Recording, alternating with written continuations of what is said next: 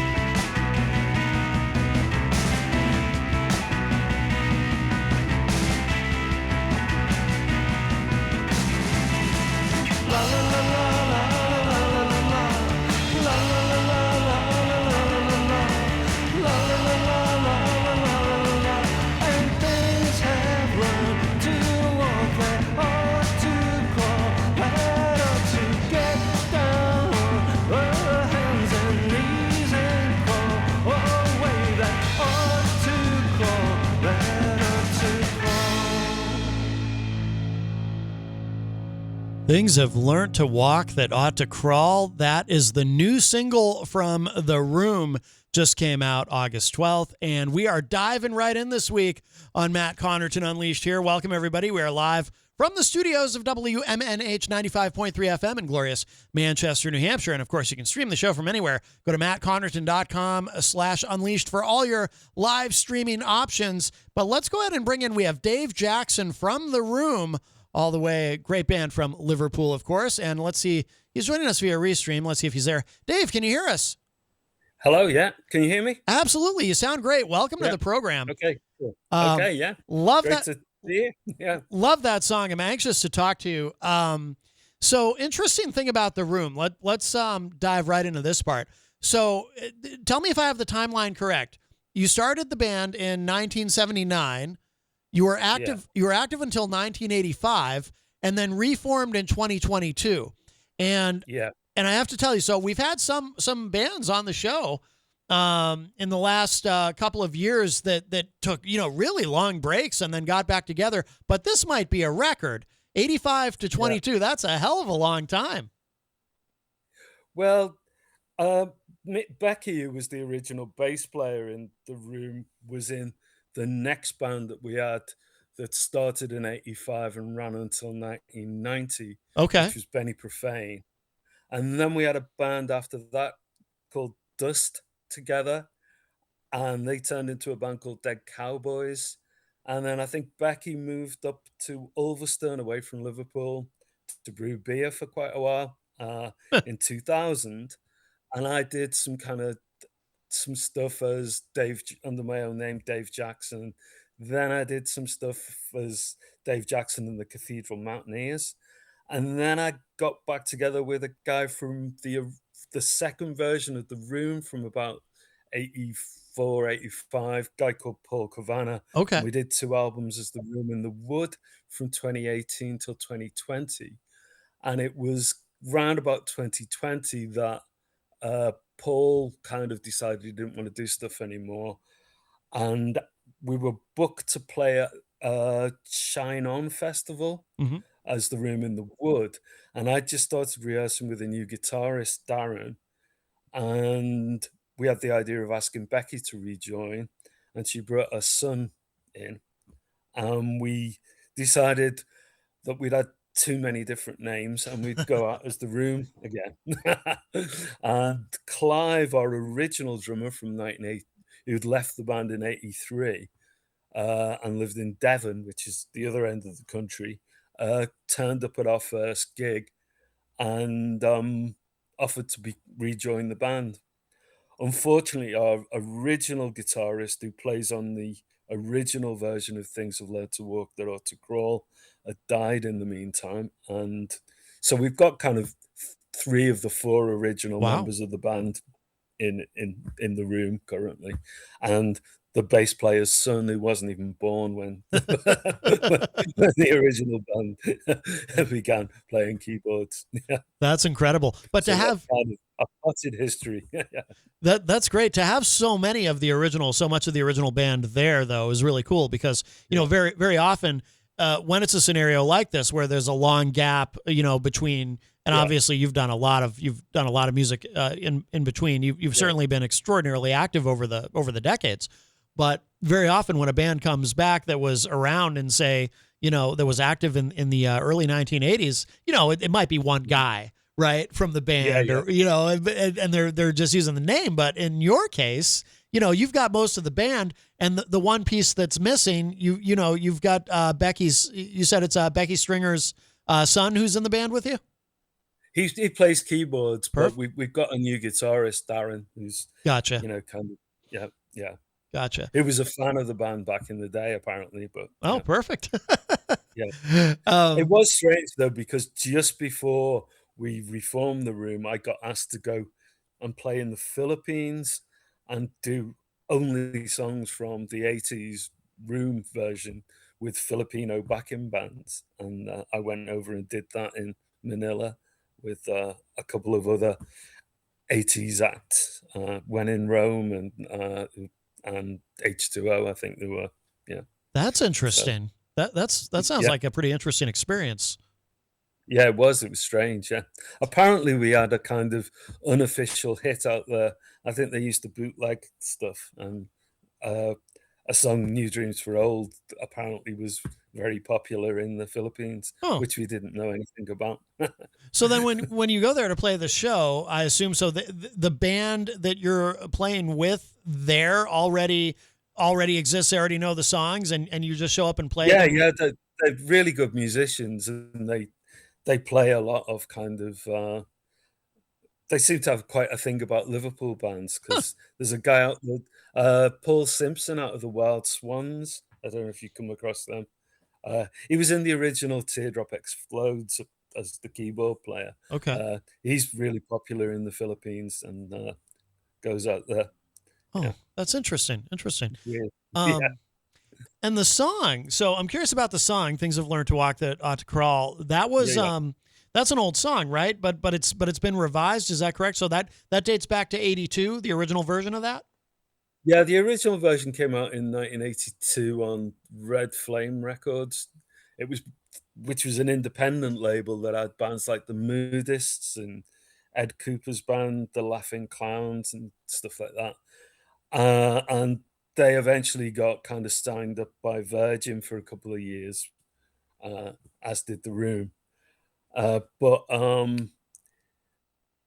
it was one of the few. It's one of two songs that we included in our live set because we mostly do new stuff.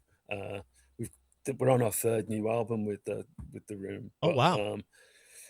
we have had people say, "Why don't you do some more old stuff?" So we are learning a few kind of old songs at the moment as well. But What we concentrate on new stuff really. was there something about this song that made you think that it belonged more with the material that you're releasing now?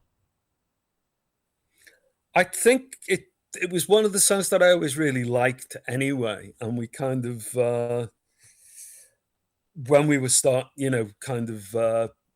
when we kind of we played this gig at kind of Shine On. It was our first gig with the new lineup, and Yeah. we were using a drum machine. And Ethan had never played on stage with a band before in his life. In order to justify the fact that we were called The Room, we thought we should at least do one old Room song as well as the new stuff, Hmm. you know. Yeah. And that was one of the ones that we chose back then. But Okay. Okay. yeah. Interesting. What was that like playing with a drum machine for that show? Was that challenging?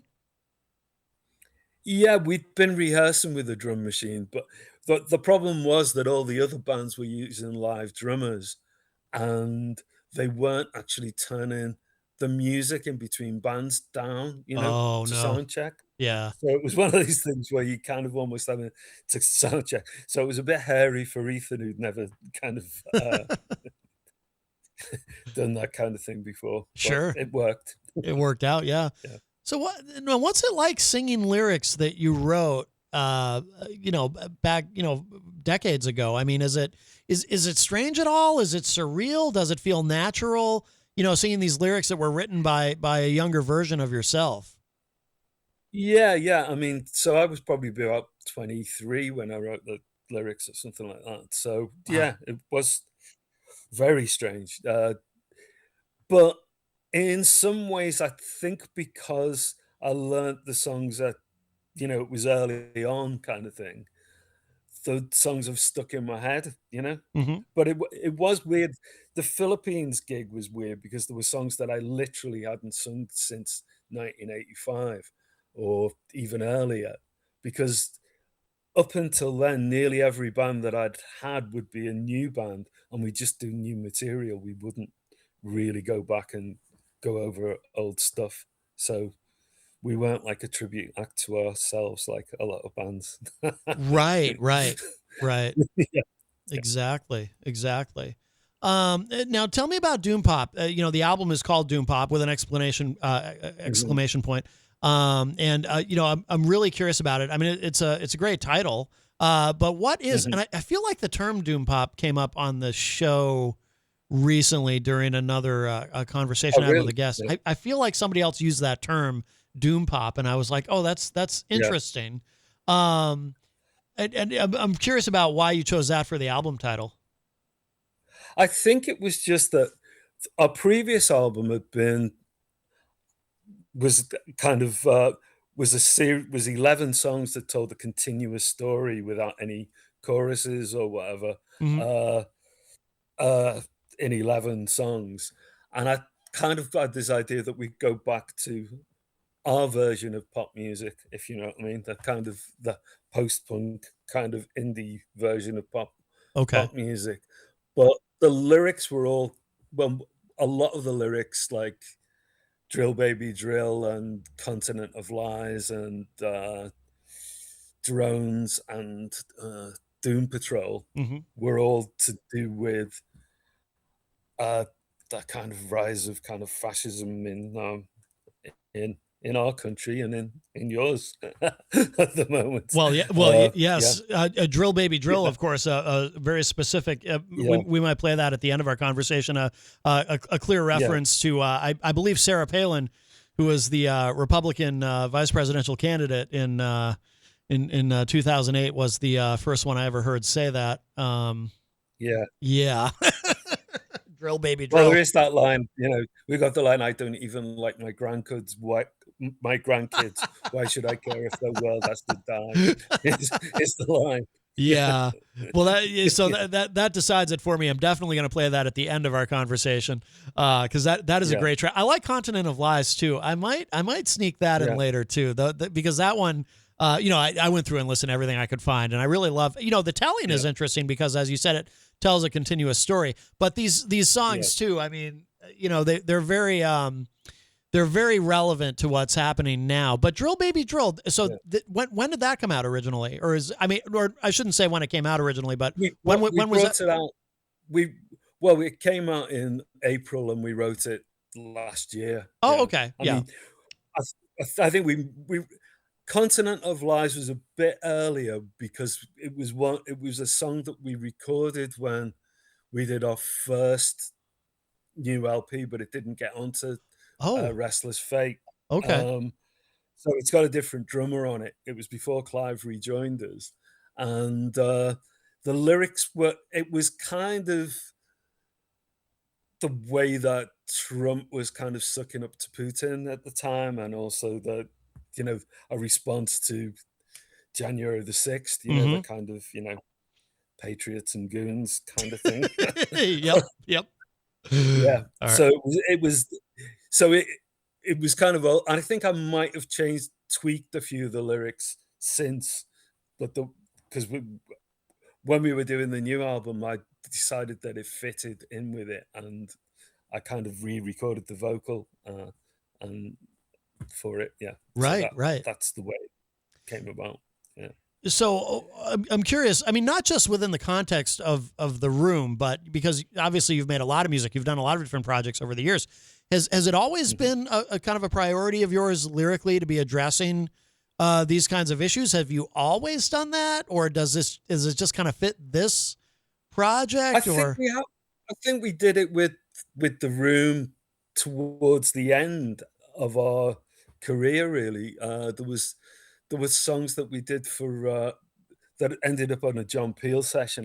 They didn't actually come out on record until um, LTM re-released some of our back catalogue. Uh, that we had a song called "The Storm," and which was kind of about Thatcherism and stuff oh, back then. yeah, And Benny Profane had a song called "Robber Bank," which had a line about, uh, which was to do with kind of. I'll tell you, we've played in America once in '81, okay, and as we were leaving Liverpool, it was the week that the riots had broken out in Toxteth, which is right by where we lived. yeah. So, that was a big influence on us back then. So it's always been in the background of our stuff. It's not an absolute priority of our music, but it comes out every now and again. Yeah, the political side of things. Yeah. There's a certain, what I was just thinking about, and I hadn't thought about this much before. It's occurring to me just now as we're talking about it.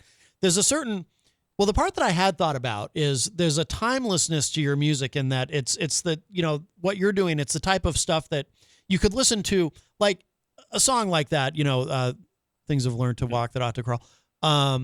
If you played that for me and said, Matt, what year do you think this came out? I wouldn't be able to tell you because there's a timelessness Mhm. to it. You know what I mean? It sounds like it could fit in any era. Right. But it occurs to me now, not only does that apply, could you apply that to the production and the style of the song, but also the content, because when we're talking about these issues, they say, it's such a cliche, I almost hate to use it, but the more things change, the more they stay the same. Over Yeah. the decades, because I'm old enough to remember. Well, let's just say I'm old enough to remember. That, Yeah. and to notice that the names change, the players change, but the core things that we have to deal with, like Yeah. authoritarianism and fascism and all of that, Mhm. that doesn't change. That's always Yeah. Yeah. there. It ebbs and flows, but it never goes Yeah. away. Yeah. Yeah.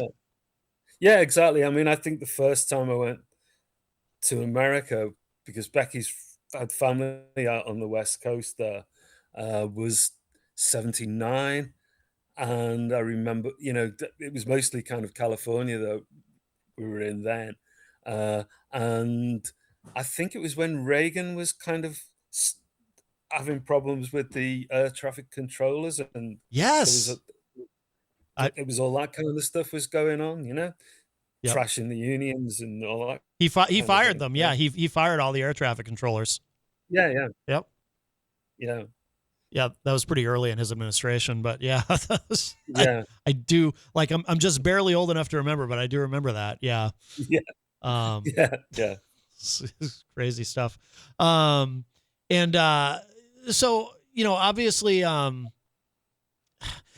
does making music about these things, is it cathartic for you? Does it help you to deal, because you're obviously someone who's thinking about them. So if you're thinking about these subjects, I assume you're also worrying about these subjects, because it's hard to think about them and not worry about them, unless you're a Yeah, nihilist and you just say, well, none of it matters anyway. yeah, But I mean, does it help you? Is it, because I often think of music as a form of therapy. We create art about the things that, hopefully, some of the things that make us happy, but we also create art about the things that bother us, right? So, yeah, yeah. I think so. I mean, yeah. I tend to write. I mean, I think that was also the doom pop was kind of a joke on the general theme of the stuff that I write as well. You know, Right. because even most of the songs, even if they have a kind of an upbeat tune, tend to have a undercurrent of kind of pessimism or whatever. Yeah. Yeah, as someone else. I know the songs on the record. I mean, like one of the songs is inspired by Stalker, the film by Tarkovsky, Oh, no kidding. and another one, yeah, and another one is trying to condense the plot of three Bellatar films into three verses. Temptation Harbor. So yeah, yeah, Well, as you know, as someone else famously from Liverpool, I believe, once sang, some people want to fill the world with silly love songs, but yeah, but yeah, we've got enough. exactly. But we've got enough of those. We've got enough of those. Is there, Yeah, by the way? So being a band, so the band officially, I mean, you bill yourselves as being from Liverpool, correct? You're all from that area. yeah, Is there like a pressure that comes with that? Because in America, there's certain cities that are just known yeah, for having a very strong musical scene. Where we are located, we're kind of close to Boston. Boston is known for that. The mhm. Boston scene, New York City, Austin, Texas, Nashville, Tennessee, of course. I mean, being from Liverpool, is there like a certain expectation that comes with that? Well, maybe, yeah, maybe there was. I think it's kind of. I mean, I suppose the era that we started playing Liverpool bands round about that point would have been with a kind of slightly more upbeat bands than the Manchester bands, in a sense. Yeah. If you're thinking kind of you got Echo and the Bunnymen, Teardrop Explodes, Wahheat, or the Mighty War or whatever. And in Manchester, you've got Joy Division, The Fall, eventually the Smiths or whatever. Uh, and we always kind of seem to go down a bit better in Manchester. Okay. It's strange, Yeah. Um. Although we played our first gig as the Room at Eric's, which was kind of you know, the Liverpool punk kind of and post-punk kind of club. Yeah. Okay. Okay. Yeah, you get in where you fit in, and obviously, the Yeah. Liverpool scene, especially like like say end of the '70s into the early '80s, when you guys were really getting going. I would imagine it Mhm. was overcrowded, maybe a good way of putting it. I assume. I mean, obviously, I wasn't there, but just from what I know about it, I imagine it was like New York City is now. If you're a musician in New Mhm. York City, you're you're in a very big pond. Um, Yeah, yeah, I suppose so, yeah. I mean, with The Room, we put out our first 2 albums, first 2 singles ourselves and a cassette album, which John Peel picked up on and kind of played on his show, uh, played 3 tracks or 4 tracks as a session okay. kind of thing before he got us in to do, you know, uh, live sessions or whatever. And then, um and then we got signed by kind of Red Flame, and eventually we got signed by Virgin, and we got people like John Porter and Tom Verlaine, who was a kind of inspiration, television or whatever. Tom Verlaine produced half of our, what would it be, third album kind of thing, Okay. in Evil Hour. Okay. Yeah, and we even got him to sing backing vocals on a song called Jackpot Jack. Yeah, so that Uh, was fun. you reference, of course, releasing music on cassette and whatnot. Obviously, the music industry has changed so much over the years, Mhm. but you've been active really the entire time, right? So have you been able to kind of, I would imagine it's easier for someone who's done a lot of different projects over the years to adapt to the changes in the industry versus someone who, because like I said, as I alluded to earlier, we've had recent artists on the show who stopped for a very long time Mm, and then they're coming back in and they're like, whoa, it's a whole new world now with streaming and everything's so different. I mean, what's that experience yeah. been like for you? Well, I mean, I suppose round about 90, I mean, I didn't realize it, but round about 1993, I went back and did a degree, and then I did an MA and then a PhD, and I've been teaching at Liverpool John Moores University Oh, since about 2000, yeah, so I've got a job, kind of thing. yeah. And the band has become, it's something that I do as much for myself, and it's not, at the moment, it isn't a massive money making thing. It's kind of an expensive hobby, if you know what I mean. Yeah, yeah, I do. That everybody else has a source of income, and we're not relying on the band for our income. Right, right. And which kind of frees us up to do what we want. And also the band live all over the country. I mean, Becky still lives up in Ulverston, which is kind of, you know, I, about a 2-hour drive north, and Clive lives something like a 4-hour drive south in Devon. Yeah. So we tend to meet up to rehearse before we play, and to record and stuff in Liverpool. But it's yeah, that's the way we do it. Do you think Sorry.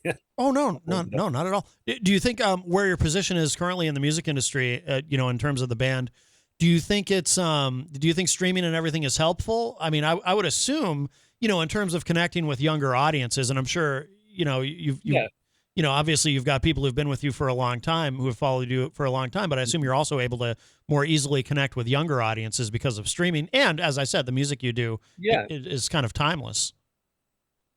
Yeah, I mean, I think, streaming and the internet helps. I mean, for instance, I wouldn't have gone, the whole Philippines thing came about Mm. via Facebook, as much as people trash it, and I can understand why, people are kind of down on certain types of social media.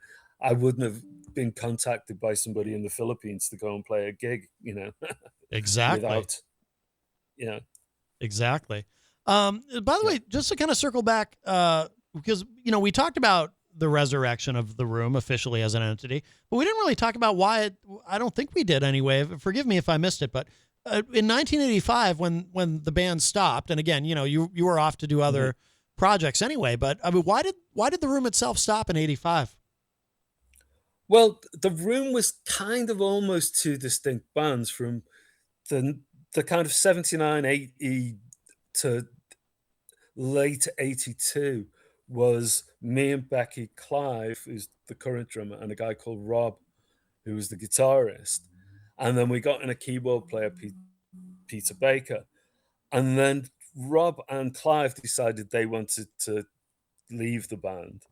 And Peter introduced me to these two other guys, Paul Cavanagh, a guitarist who was a friend anyway, and his band had supported us a few times, and a guy called Alan Wills, who later ended up running Delta Sonic Records, who had the Zootons and the Coral and all that kind of stuff. But so they joined in 83, and that was when we got signed to a kind of major label. And what happened? They didn't want to play any of the old stuff, so we Mm. only played the new stuff that we'd written with the new members of the band. Yeah. And Alan experienced some kind of tragedy, family tragedy, and decided he wanted to leave the band. And Paul thought he might leave as well. And me and Becky decided to start a new band called Benny Profane, Okay. which, yeah, it was a kind of, I think it was one of the things was that we got dropped by, even though we'd been signed by Virgin, we did, toured with Tom Verlaine and recorded, with him. Yeah. For some reason, Virgin decided to drop the independent label that we were on. Oh, okay. And then and they also kind of deleted the album. Oh, And they were holding it as ransom with the indie label over another artist or something like that.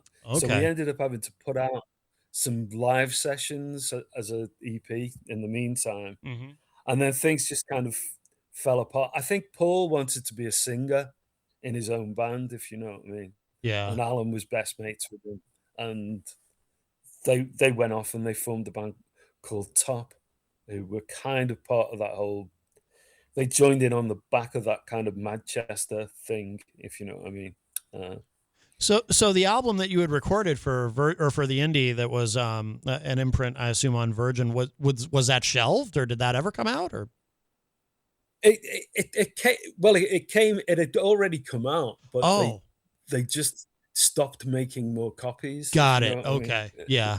Okay. They deleted it from from that point on. Okay. And I think the album came out eventually as a double album called Nemesis, with a kind of mini album we'd also done for them. Oh, okay.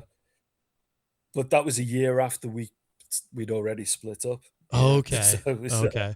it was that kind of thing that we kind of peaked and kind of started to sell out gigs, at the Marquee and places like that. Right. And then the band kind of fell apart, really. Yeah, it sounds like it just kind of winded down. It wasn't like this huge. There was no big drama or anything, right? It was just kind of this, I mean, it's interesting. Yeah. I mean, record labels can certainly play a role in in killing off a band, right? I mean, my God, the way they treat you.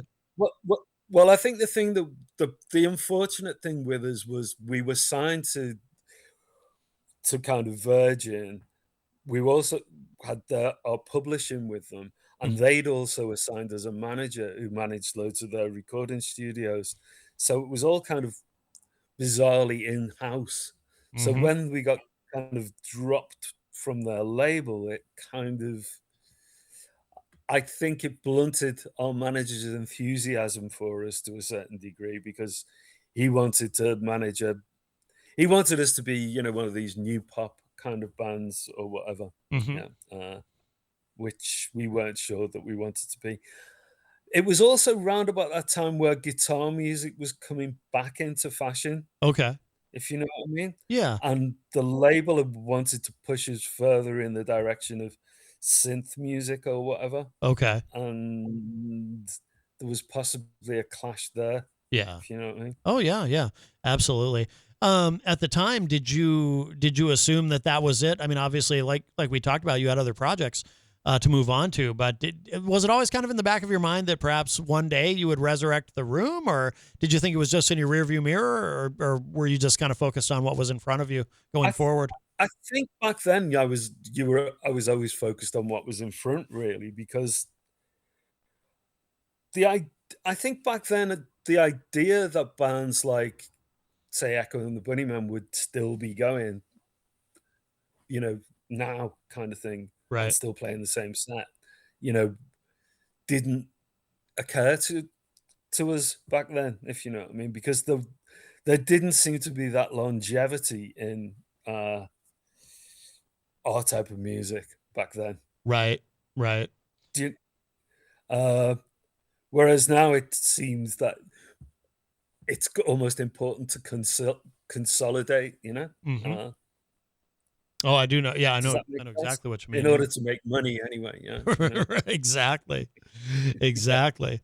Well, Dave Jackson, this has been wonderful. We're going to begin to wrap up. The time goes quickly. I am going to, however, at the end of our conversation, I'm actually going to play two tracks. I'm going to play Drill Baby Drill, and I'm also going to sneak in Continent of Lies. I think I love both those songs, but I also think they go together, if you know what I mean, as I think we talked about. But before we wrap up, Dave, where's the best place to go online for people to keep up with everything that the Room is doing, so that they can to follow you? Obviously, you have other musical projects as well, but where should people go online? Well, our record label is 9x9 Records. Okay. We've also got a Bandcamp site as The Room, and The Room in the Wood.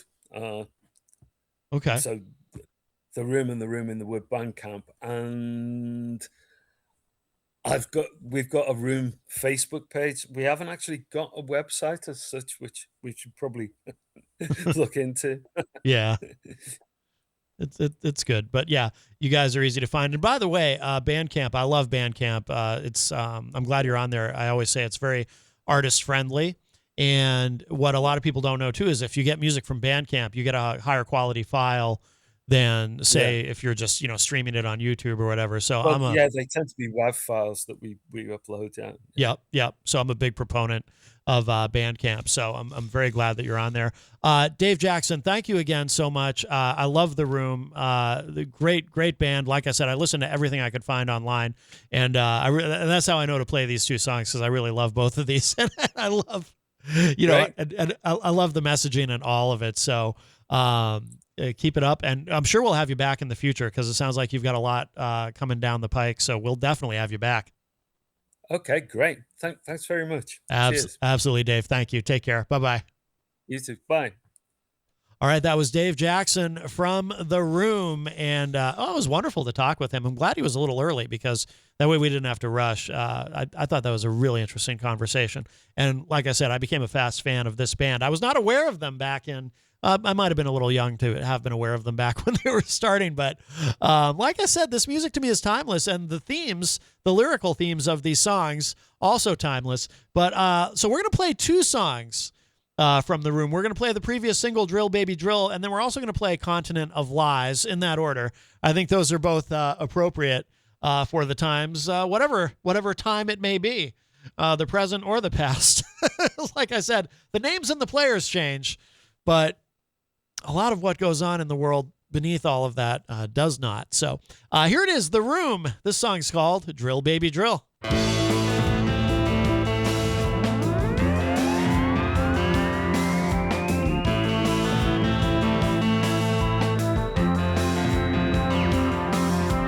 Drill, baby, drill. I won't reap the consequences. Kill, baby, kill. Keep those stones from the sky. Drill, baby, drill. I don't even like my grandkids. Why should I care if the world has to die? Maybe they can live on Mars. Maybe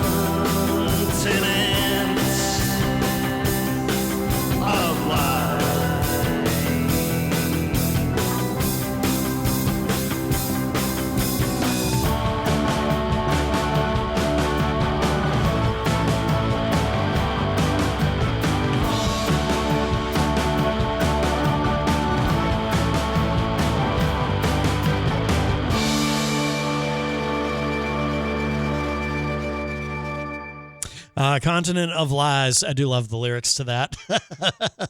That is The Room. And thank you again to Dave Jackson from The Room for joining us today on the show. If you are listening live on Saturday, coming up in the second hour, we have White Ash, another band from Liverpool. I did not plan it that way. It just turned out that way. But then in the third hour, we have Bob O'Burns, who is from the United States. But welcome, everyone. Of course, today is, if you are listening live, a Saturday, August 15, 2026. This is Matt Connarton Unleashed, and we are live from the studios of WMNH 95.3 FM in glorious Manchester, New Hampshire. And, of course, you can stream the show from anywhere. Go to mattconnerton.com/unleashed for your updated list of social media links, contact info, show archives, but also where you can stream the show because we are a live show, but you can get us just about anywhere. Again, I think we talked last week on the show. I don't think North Korea would let you stream us necessarily. They keep a pretty tight lid on their internet. Other places as well. But that aside, you can get us almost anywhere. So we'll leave it at that. But I want to play something. So this is something that, this is kind of last minute. I hadn't intended on doing this until this morning, but if you happen to be watching the video, because we do stream to social media as well when the show is live, you might see, you might be able to see. I'm not going to bother to zoom it in, but I'm wearing my Chasing the Devil shirt. Now, Chasing the Devil is a band from the area, kind of a bit of a super group in a sense, because all the guys in the band have all played in other bands from the area that are pretty well known. But Chasing the Devil just announced on social media this week that they are done. So 2020 to 2026. And Chasing the Devil is calling it quits. Love that band. Love those guys. They've been on the show. I've known Jay Bello, of course, the singer from Chasing the Devil, for longer than probably Jay or I even wants to think about. It's been many, many years.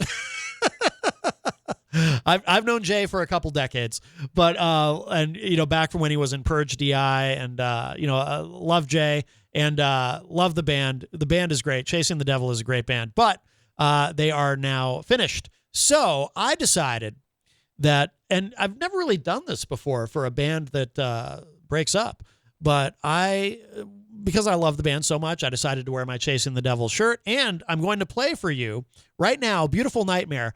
This is the first single from the band. I love this song.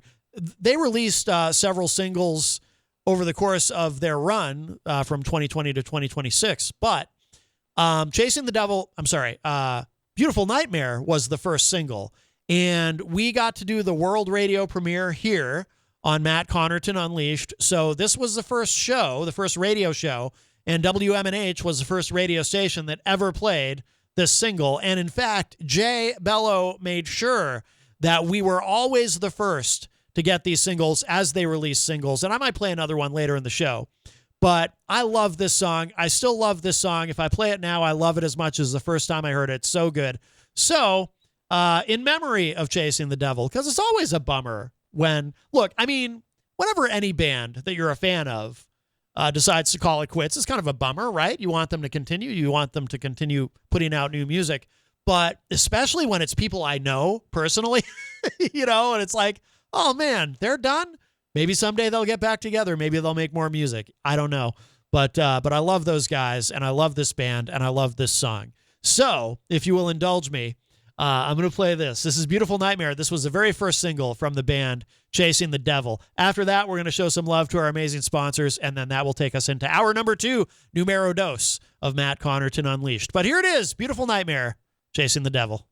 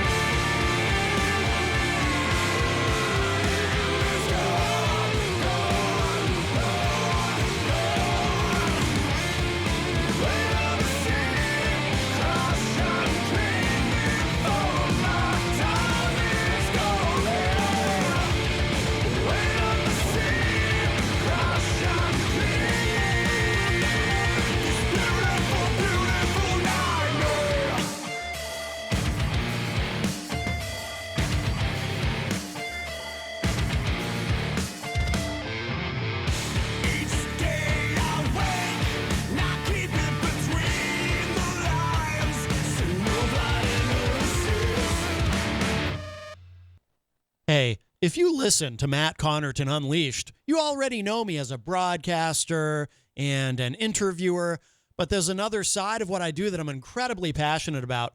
I'm also a certified hypnotherapist, helping people make meaningful changes in their lives, whether that's building confidence, managing stress, overcoming fears, changing unwanted habits, or getting unstuck.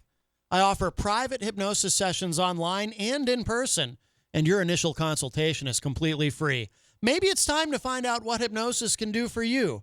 Visit mattconnarton.com.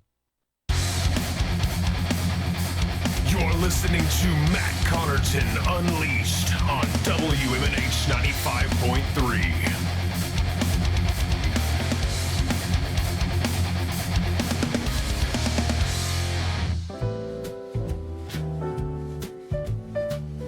Nana's Kitchen and Pizzeria.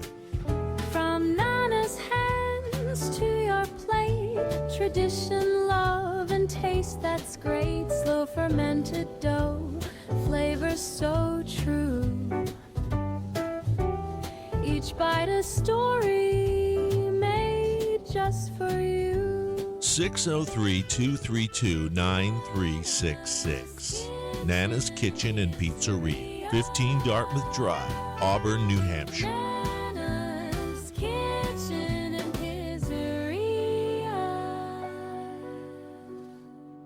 Luigi's Pizza Bar and Grill. Pizza for everyone. Let's raise a slice on high with toppings all around. It's a pizza party, oh my.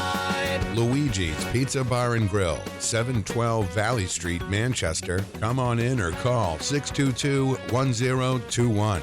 Luigi, keeping the tradition alive since 1975. Pizza for everyone. Come join the feast tonight. With each slice and topping, everything feels so right. In times of crisis, you need a law firm that stands by your side. With over 40 years of experience, Craig & Getsoulis is dedicated to fighting for your rights. As former state prosecutors, our attorneys have the knowledge and trial experience to provide an aggressive defense against any charge, from DUIs to homicides. If you've been injured, our compassionate team will assess your case and fight for the compensation you deserve. Serving all of New Hampshire, Craig & Getsoulis is here when you need us most. Visit craiggetsoulis.com for a free consultation. Craig & Getsoulis, your advocates, your allies. Bring your kitchen to life with Queen City Cabinetry, located at 87 Elm Street in the historic Sunbeam Mall in Manchester. Open Monday through Friday, 9 a.m. to 5:30 p.m. and Saturdays, 10 a.m. to 2 p.m. They can be reached at 603-222-2007 or on the web at queencitycabinetrynh.com. Come see the possibilities. Queen City Cabinetry, another proud sponsor of WMNH. Hey everyone, this is Rob Azevedo, host of Granite State of Mind, and I want to tell you about Pembroke City Limits in the historic Suncook Village. PCL is an award-winning bar, restaurant, and music venue where there's live music 5 days a week and twice on Saturdays. Everything from blues, country, folk, funk, and a whole lot of jazz. We have 12 craft beers on tap dedicated to local brewers in the area and some of the friendliest bartenders around. Please come visit Pembroke City Limits at 134 Main Street, the historic Suncook Village, only 6 miles outside of Manchester. Open Tuesdays to Wednesdays, 4 to 10, Thursdays to Sunday, 11 to 10. Pembroke City Limits, where it's all about the music. Diz's Cafe is the place to put a smile on your face. Judy and the crew will take care of you. Bring your appetite and treat your taste buds right. Diz's Cafe is always a winning choice. Breakfast, lunch, or supper. Diz's Cafe at 860 Elm Street in downtown Manchester. Dine in, take out, or make a reservation. Call 603-606-2532. Eat, drink, and be happy. Diz's Cafe. When it comes to keeping WMNH on the air and your own personal or business computer needs, trust Groland Computers. Located on Elm Street in Manchester, Groland handles computer repair, virus removal, and custom-built systems. Are you looking for budget-friendly options? Check out our selection of fully inspected used computers. We offer tailored on-site solutions. No unnecessary expenses here. Visit Groland.com or call Groland Computers at 603-645-0101. Your tech, your way. Trust Groland Computers.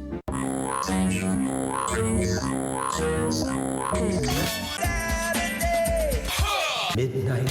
7 times out of 10, we listen to our music at night. Thus spawned the title of this program. Late Night Delight with DJ Midas, right here on WMNH Manchester. You wanna know why? Because I'm on the radio. Saturdays and Sunday nights, midnight to 4 a.m. This hour on WMNH is sponsored by CGI Business Solutions, located at 5 Dartmouth Drive in Auburn. They serve all your business needs, including employee benefits planning, corporate design and business administration, investments and wealth management, and customized business insurance solutions.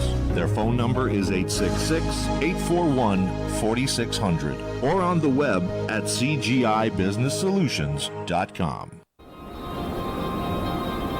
Behold the harmony of airwaves as you immerse yourself in the captivating frequencies of WMNHLP, the sonic heartbeat of Manchester, transcending through the ether at 95.3 megahertz frequency modulation. Our transmissions emanate from the zenith of 1000 Elm Street. Venture into the heart of our creative realm at 119 Canal Street, where innovation and sound collide. We bear the imprimatur of Manchester Public Television Service in the venerable city of Manchester, New Hampshire, USA. Enrich your auditory journey with the depth of our licensed residents. Dispatch your missives to WMNH953@gmail.com or traverse the virtual corridors of WMNHradio.org. Engage with our sonic vibrations by communing with us through the digital channels. Your radio beckons, eager to enthrall you with its mesmerizing cadence and envelop you in a symphony of boundless auditory wonder.